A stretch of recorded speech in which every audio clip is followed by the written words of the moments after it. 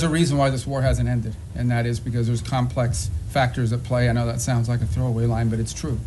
What we have tried to do in this entire process, and let's be clear about this. I mean, the United States is engaged in this. The president says this, and I'll translate what I think he's trying to say to you in all of this, and I think he's been pretty clear about it, is it's not our war. It's a war in another continent. We have equities, we have engagement in this war, but it's not our war per se. But we have been told by everybody, I think everybody would agree, that there's only one nation on earth, there's only one entity on earth that can actually talk to both sides and figure out whether there's a way to end this war peacefully. And that's the United States. We'll talk about blacking out. I don't know if I can get a close-up of my phone. This is one of the documents that the Justice Department released. It's 100 pages. Right. This is what it looks like. I don't know if you can see. It's all black. It's just 100 pages of redaction. That's the transparency we're getting here. This is my video update on this Saturday afternoon, December the 20th, coming to you from Athens, Greece.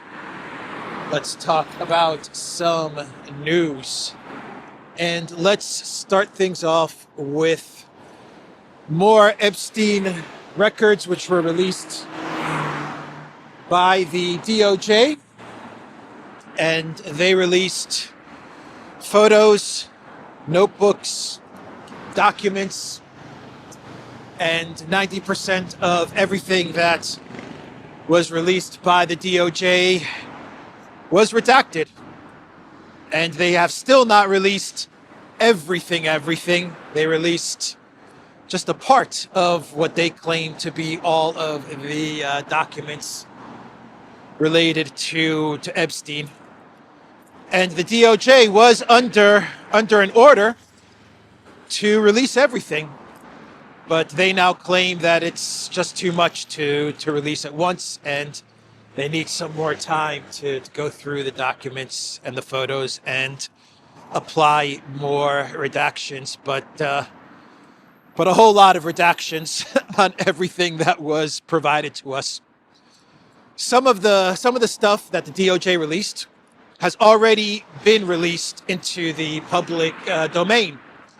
And for example, we have some photos that have been out there for the past 6 months or a year or 2 years, not redacted. So they're already out there. And the DOJ re-released these photos, and they've redacted the photo, the face, which makes no sense at all because everyone knows who these people are or who this person is. And it's already been out there for a year plus, but the DOJ released it and they redacted it. So it makes no sense whatsoever. But we did get some photos of celebrities and politicians that were released for the first time. We got photos of, and it doesn't mean that these people are implicated in anything. I just want to say that. But the photos were released of these politicians, these famous people, celebrities, and they were not redacted. The redactions, according to the DOJ, were to protect victims, right? And so the images that were not redacted of the celebrities, okay, we got some of those that were released in this batch. For example, we got photos of Mick Jagger, Michael Jackson, Branson, the guy that has Virgin. A lot of Clinton photos, Bill Gates, Clinton swimming with Ghislaine, a lot of Ghislaine photos.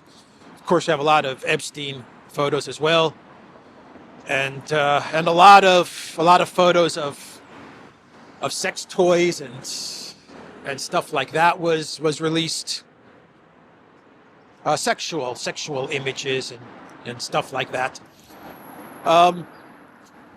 That was the release of the Epstein documents yesterday by the DOJ. I don't think there's that much in there that is going to shock anybody. If anything, everyone is asking more questions now than answers. A lot more questions. than answers. And it looks like we may get some sort of an impeachment proceeding against Bondi. This is coming from Ro Khanna and Massey, who say that we told her to release everything, and she is not releasing everything. Massey posted on X, Attorney General Pam Bondi is withholding specific documents that the law required her to release by today.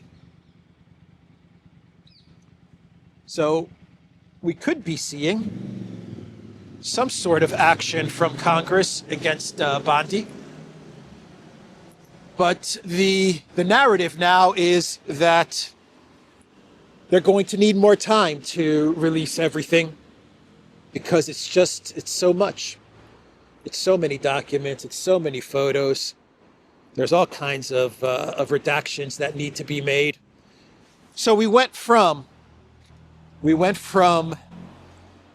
I've got the documents, the files on my desk. That was Pam Bondi. I've got the files on my desk.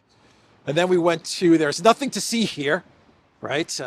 Patel, Bongino, Epstein did not self-delete, and this is a Democratic hoax. Remember all those posts from Trump? And now we're at, there's just too much stuff to release, and so we're going to need more time. We understand that Congress has told us to release everything yesterday, but we can't do that. That's the progression of things when it comes to Epstein. Ridiculous. From Red Pill USA, we went from the Epstein files are sitting on my desk to it's a Democrat hoax to there are so many files that we couldn't redact them all in time, so we will be breaking the law by not releasing them all. Do you call that incompetence or a deliberate cover-up? Well said. So a lot more questions now than answers. A whole lot more questions with the release of these files. And the photos. And the photos that were released. No doubt about it, Epstein was very connected in political circles, in celebrity circles, amongst the wealthy, the billionaires of the world. Everyone was hanging out with that guy. And what did Clinton say? Like 3-4 weeks ago? Not Clinton. What did Susie Wiles say in her interview to Vanity Fair? There's really not much about Bill Clinton in the Epstein files. She said something along those lines. And we have a bunch of photos with him swimming with Ghislaine, hanging out in an indoor pool or some sort of a hot tub or whatever. So that's the update there. And we got the release of the Epstein files, and on the same day that all of this was released, it's amazing that Trump has decided that Epstein's going to be the hill that he puts his entire presidency. He bets his entire presidency on Epstein, right? That's the hill that he chose. That is the hill that the Trump administration chose, is Epstein. The EU chose Project Ukraine, right? That's the hill that they chose. Trump chose Epstein. Amazing. Upside down world. But the same day as the Epstein file release, we got Operation Hawkeye, an attack, a U.S. attack on ISIS in Syria, supported by ISIS in Syria. Yeah. ISIS in Syria, al-Jawlani, al-Shara, supported the operation that took place yesterday against ISIS in Syria. Trump posted about this on Truth Social. And so this is in response to the death of 3 American military, or 2 American military and 1 interpreter. That happened about a week ago, 2 weeks ago, in Syria. by an ISIS lone gunman. That's the report that we got. It was some ISIS lone gunman in Syria, and Trump posted yesterday on Truth Social, because of ISIS's vicious killing of brave American patriots in Syria, whose beautiful souls I welcomed home to American soil earlier this week in a very dignified ceremony, I am hereby announcing that the United States is inflicting very serious retaliation, just as I promised on the murderous terrorists responsible. We are striking very strongly against ISIS strongholds in Syria, a place soaked in blood, which has many problems, but one that has a bright future if ISIS can be eradicated. The government of Syria, led by a man who is working very hard to bring greatness back to Syria and is fully in support. All terrorists who are evil enough to attack Americans are hereby warned. You will be hit harder than you have ever been hit before if you in any way attack or threaten the USA. Supported by the president of Syria, who is former ISIS, right? Al-Jawlani is former ISIS. $10 million bounty on his head just a year ago, because he was the head of al-Nusra, al-Qaeda, ISIS, whatever in Syria. That was Al-Jawlani, who now goes by the name of al-Shara, and he wears very expensive suits now. But let's walk this way. But that's what Trump is saying. He supported the strike against ISIS, al-Shara, and he's trying to make Syria great again, according to Trump. He was in the White House just a couple of weeks ago, al-Jawlani, al-Shara.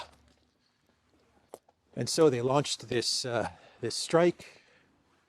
The Department of War, it was the U.S. as well as, I believe, Jordan. Yep, Jordanian forces carried out coordinated strikes on more than 70 ISIS targets in Syria, using over 100 precision munitions in a joint operation aimed at degrading the terror group's capabilities. And according to Pete Hegseth, this is not a declaration of war. These strikes are an act of vengeance, a retaliation. I have no idea where this is going to take me. But let's see. So, interesting timing, huh? As you get another Epstein file debacle, you have Operation Hawkeye.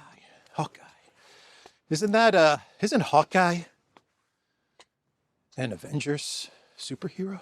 He's the guy with the bow and arrow, right? Hawkeye. I think so.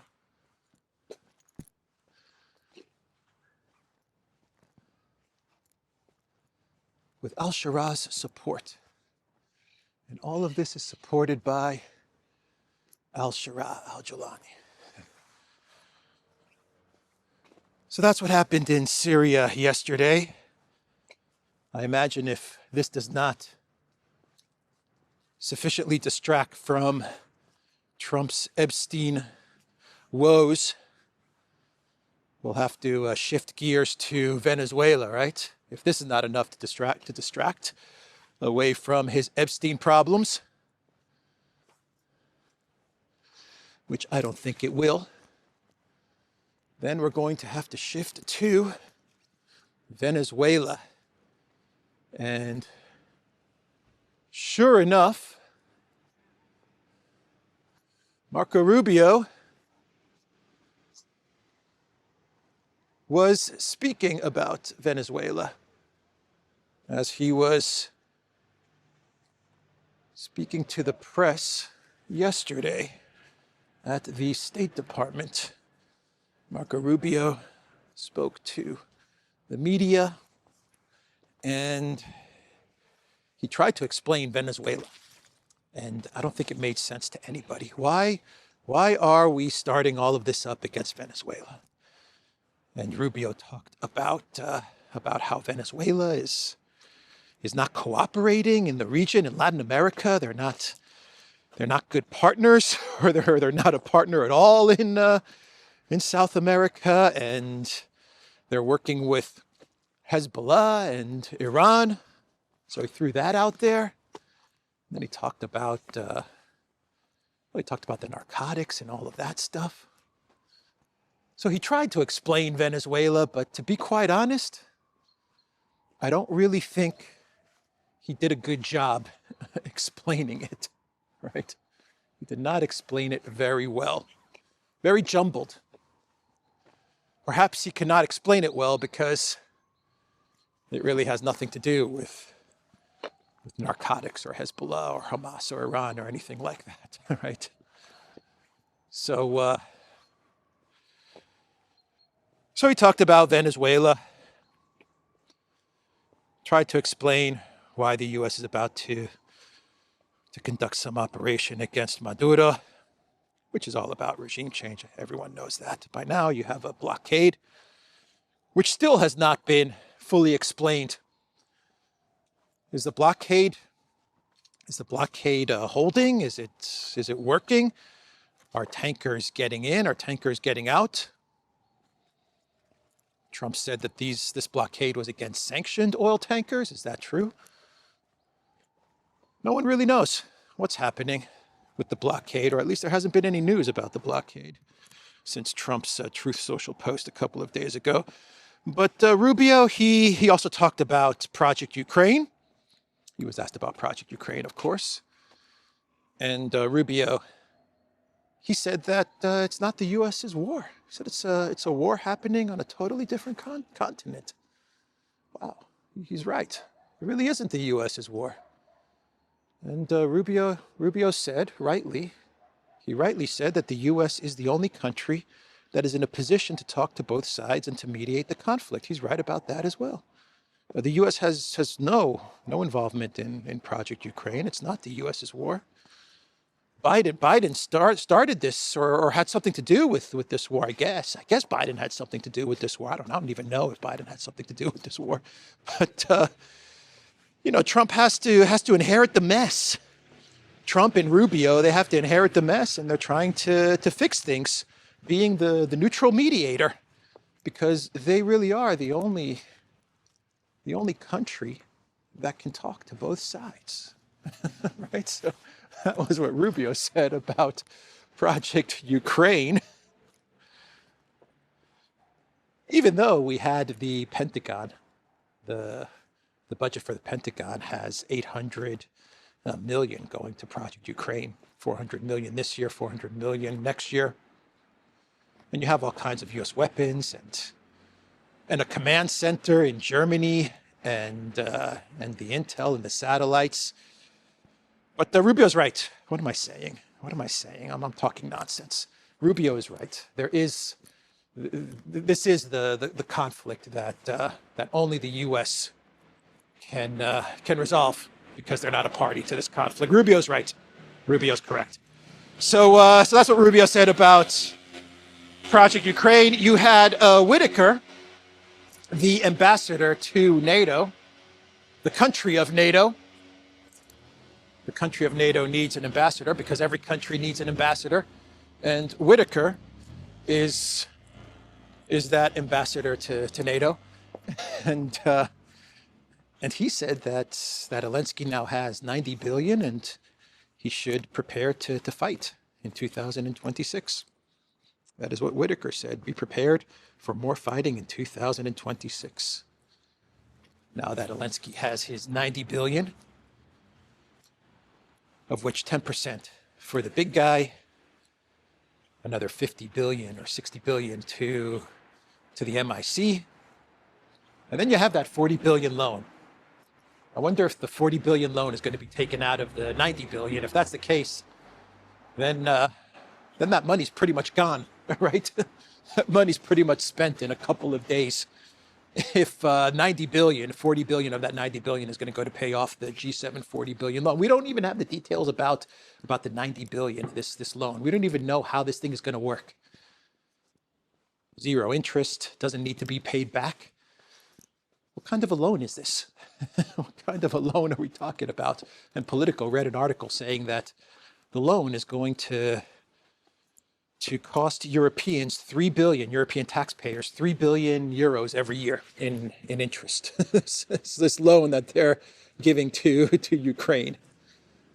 3 billion in interest. And we really have no idea how this loan is going to work, because Zelensky doesn't even need to pay it back. He pays it back when Russia pays him. When Russia pays Zelensky, then Zelensky pays the loan back. Okay, like that's going to happen. So Whitaker is saying, fight, 2026 fight. And Whitaker is the U.S. ambassador to NATO, and the United States is the neutral mediator in this conflict. But Dmitriev, the Russian envoy, one of the Russian envoys, negotiators, I guess you could say, for the conflict in Ukraine with the United States, he has landed in Miami. I believe he is landing today, or he landed yesterday in Miami. Welcome to Miami. And he's going to be meeting with Witkoff and Kushner. And they're going to discuss everything that Witkoff and Kushner discussed with the Europeans and the Green Goblin in Berlin. So we'll see what comes out of those meetings. By the way, Rubio said during his presser that we could be seeing a negotiation, a settlement to Ukraine next week. Interesting transportation in Athens, huh? Yeah, he said next week. Next week we could be seeing a resolution to the conflict in Ukraine. Okay. We wait until early next week to see if what Rubio is saying is true.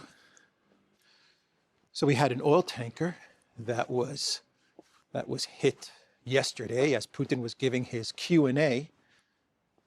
There was an oil tanker, a Chinese, I believe, Chinese oil tanker that was hit in the Mediterranean, part of the Shadow Fleet.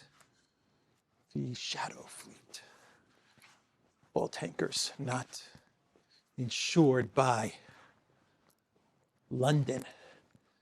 They have been categorized as being Shadow Fleet. If you're not insured by London, then you are part of the Shadow.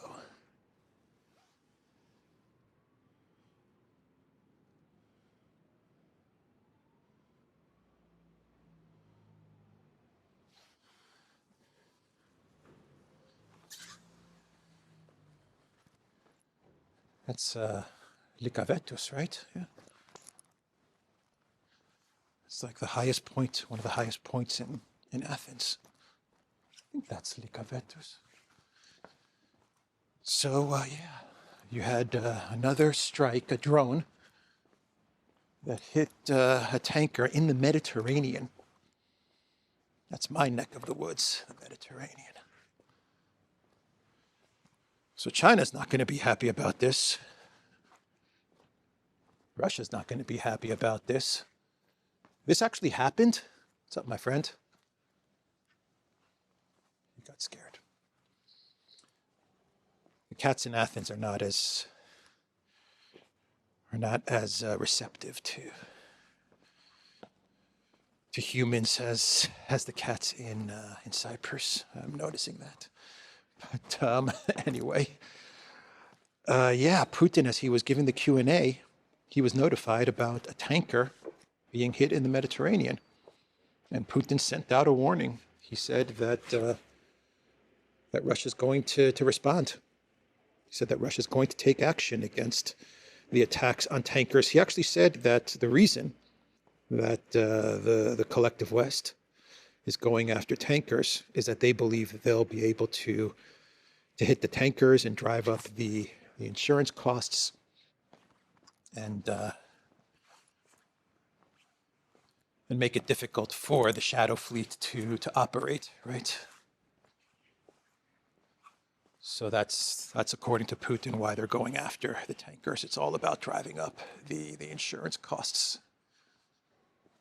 But he did say that Russia's going to retaliate. It's the second time that we have Putin on record, I believe, saying that Russia is going to take action against the attacks on oil tankers.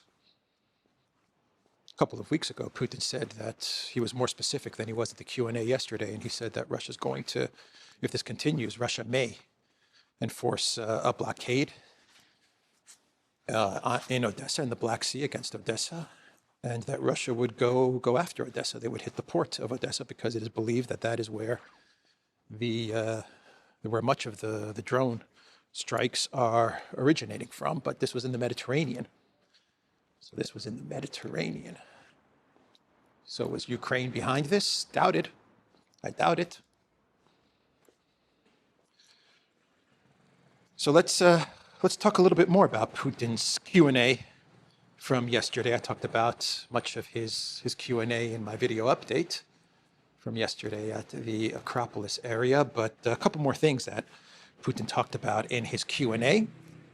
He was asked about Kaliningrad and how NATO keeps on talking about some sort of operation to surround Kaliningrad or attack Kaliningrad, blockade Kaliningrad. And Putin's response to that was, don't you dare.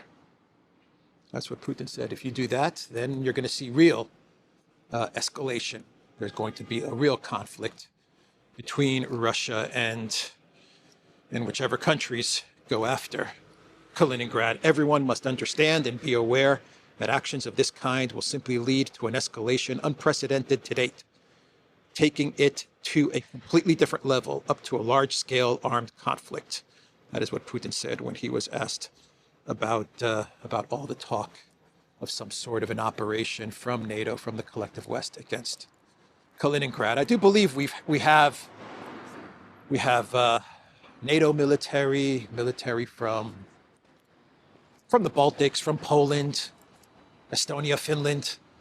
They do talk a lot about some sort of a military, let's go straight, some sort of a military operation against Kaliningrad. If they're crazy enough to do it, well, time will tell. So Putin also said that he is ready for diplomacy. He did mention that yesterday during his Q&A. He is ready to try and settle the conflict in Ukraine through diplomacy. This was a question that he received from, it was either NBC or the BBC when Putin responded to the diplomacy question when it comes to Project Ukraine. And Putin's point was, because the question, I believe it was from the BBC, because the question was, you guys keep on Russia, you guys keep on rejecting the unconditional ceasefire plans that are presented to you, unconditional ceasefire and security guarantees. Let me lower the audio.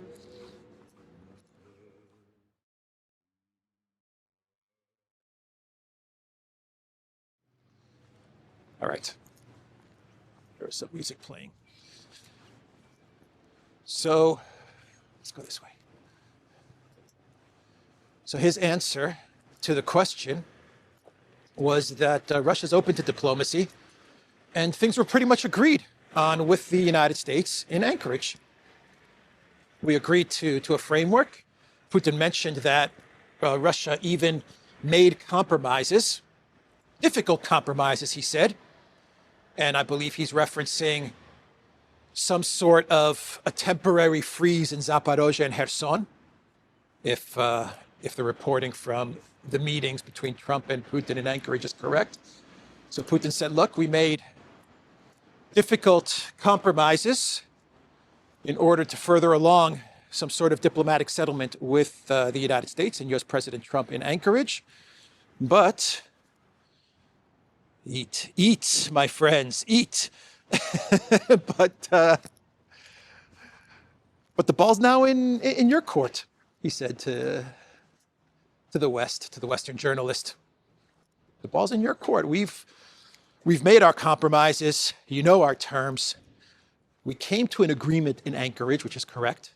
That's an agreement that Trump broke and Trump walked back. We can never forget that. Trump walked back the agreement in Alaska. Trump decided to scrap it and not move forward after he was convinced by Kellogg and Rubio and the Europeans to continue the path of escalation and sanctions and Lindsey Graham. But Putin, his point was we have a framework, and the ball is in your court to move forward. Putin knows that the West is never going to move forward on what was agreed on in Anchorage. He knows that. But he's right. The ball is in your court, he said. So what else to wrap up the Q&A? He talked about elections in Ukraine, and he said that Russia is okay with elections, presidential elections in Ukraine. Zelensky is illegitimate. He said that. The government in Ukraine must become legitimate, and without an election, this is impossible.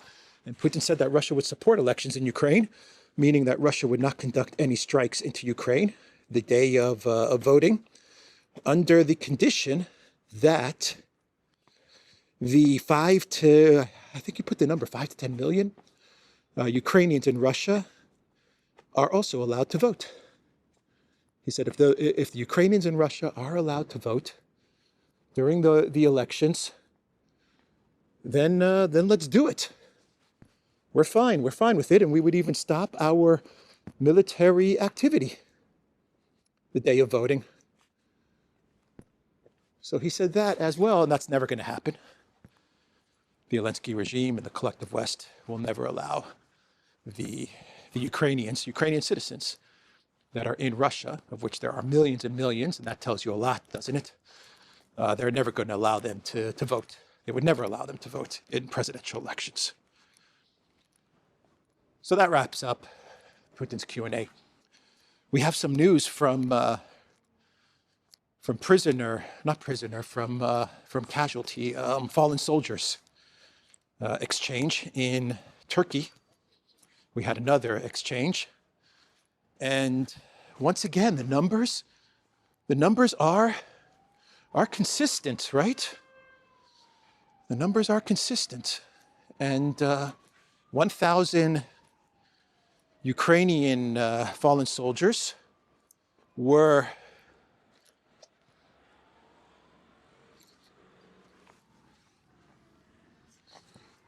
let's go straight.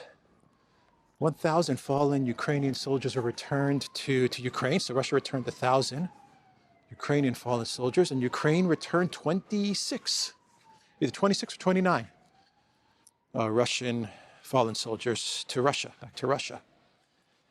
And I understand the point that many war analysts make, which is that the army that is advancing is obviously going to return more bodies, right? And that's Russia, so they're obviously going to return more bodies to Ukraine than Ukraine is going to return to Russia, which is an admission that Russia is advancing and that Ukraine is retreating.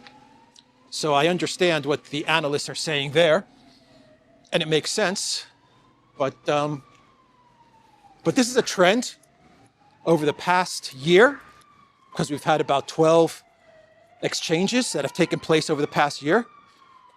This is a trend which is steady, consistent. Every time we have an exchange, it's usually 1,000 to 30 or 1,000 to 20. Every single exchange that has taken place over the past year has been those numbers, that ratio. So that's got to tell you something. So we had that happen, and the big news. We have some big news with Odessa, and Alexander has been reporting about Odessa in his past couple of videos, and it does look like Russia is preparing for an eventual operation with Odessa, in the Odessa region. And for the past 8 days, with drones, they've been trying to take out the Mayaki Bridge, which connects the southern region of Odessa to Moldova, a very important bridge, a very important transit line from Moldova to the outskirts of Odessa, leading into the city. And they're starting to destroy this bridge for 8 days in a row using drones. They're hitting the bridge, and sooner or later, it does look like this bridge will be destroyed. It's hard to take out bridges, huh? Especially the Soviet-built bridges. But Russia's working on it, and this means that there's going to be a part of the Odessa region which will be cut off from the city. And it does look like Russia is softening up Odessa for what will eventually be some sort of military operation. That's big news. Very big news.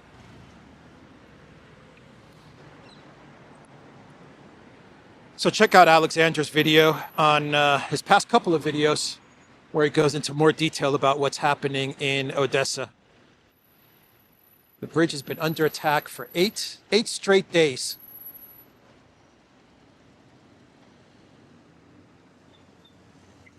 And there's video of the damage that has been done to the bridge.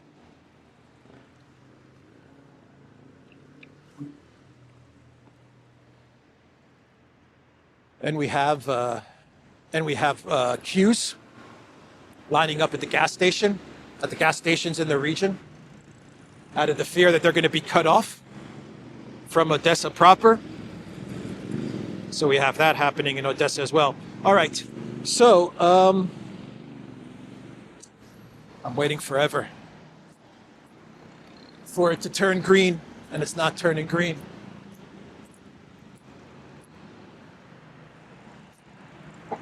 So should we do a clown world, or should we do a couple of more stories? According to the Financial Times, the UK is ruling out using frozen Russian assets to aid Ukraine. So whatever frozen assets the UK has, they're not going to be using those frozen assets. They're not going to be seizing those frozen assets and handing them to the Green Goblin. So it does look like the UK is out of the frozen assets game after everything that happened in Belgium, in Brussels. The UK is not going to smart correct decision from the UK government. They're not going to go down the route of stealing Russia's frozen assets, seizing Russia's frozen assets and handing them to the Green Goblin. So we have that news, and we also have news coming out of Germany that the spy agency, the BND, will be getting more powers for the intel service of Germany. Until now, the BND has only been allowed to gather and analyze information since its creation. That was its mandate, to gather, analyze info. But now the BND will be allowed to conduct sabotage operations, cyber attacks and sabotage, as well as taking action inside Germany. So that's interesting. So it's not only about sabotage operations outside Germany, and there we could be looking at the collective West dirty war against Russia, shifting from the actual conflict to a sabotage intel agency dirty war that could be taking place between NATO, the collective West, and Russia. But you could also be looking at the BND taking action against German citizens. A new draft bill seen by German media would allow the spy agency to act far more aggressively, granting permission to conduct cyber attacks, acts of sabotage, and other offensive operations, according to the report. If adopted, the legislation would also expand the BND's domestic surveillance powers, allowing agents to enter suspects' homes to secretly install spyware on computers and other devices. It would further expand the use of facial recognition technology and the collection data on vehicle locations and travel routes. I imagine the BND is already doing all of this stuff, but I guess you have to put this into law now to cover up, to legitimize everything that the BND has been doing probably for the past 5, 10, 20 years, whatever. But now they're going to make it official, I guess. So that's the news coming out of Germany. Let's do a clown world, and we can wrap up this Saturday video. I forgot to say like, share, subscribe. Anyway, like, share, subscribe. And when you hit that like button, remember to say I like it a lot. When you hit that like button, I like it a lot. So, clown world. Zelensky was in Warsaw. He was in Poland. He's going to get some MiGs. That's what the Polish president said, but not yet. He's going to have to wait a little bit. But he's been promised by Poland some MiGs, and okay.